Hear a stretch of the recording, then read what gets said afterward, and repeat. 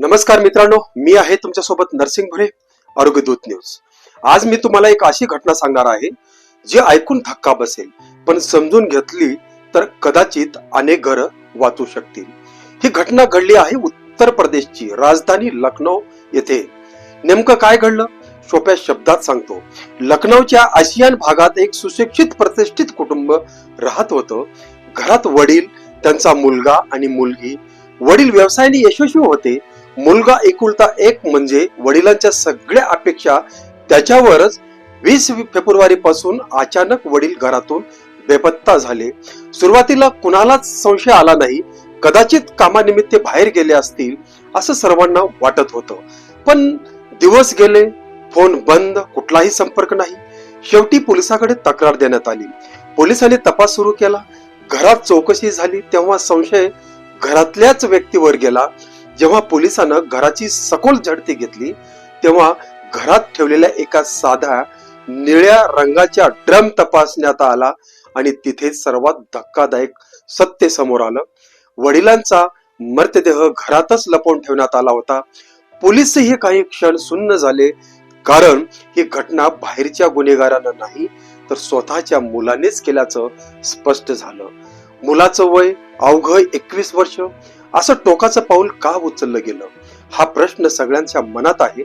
तपासात समोर आलं की वडिलांची एकच इच्छा होती, मुलाने डॉक्टर व्हावं, मोठं व्हावं, व्यवसाय सांभाळावा. पण मुलाचा कल अभ्यासाकडे नव्हता. सततच्या अभ्यासाचा दबाव, सततची तुलना, सतत तू हेच केलंच पाहिजे असा आग्रह, या सगळ्यामुळे मुलाच्या मनात राग साठत गेला. आणि सर्वात महत्वाचं, घरात संवाद तुटला गेला. बोलणं थांबलं, ऐकणं थांबलं, समजून घेणं थांबलं आणि त्याचाच शेवट इतक्या भयंकर घटनेत झाला. ही घटना आपल्याला काय शिकवते? मित्रांनो, ही बातमी फक्त गुन्हा म्हणून पाहू नका. ही एक इशारा देणारी घंटा आहे. मुलासाठी थेट संदेश.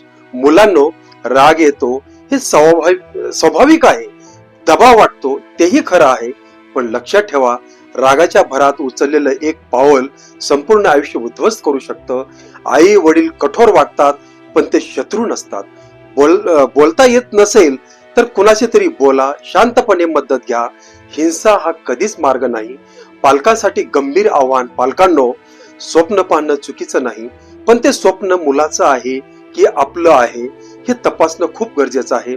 प्रत्येक मुलगा डॉक्टरच होईल असं नाही, प्रत्येक मुलगी टॉपरच असेल असं नाही, पण प्रत्येक मुलं मानसिक दृष्ट्या सुरक्षित असायलाच हवं.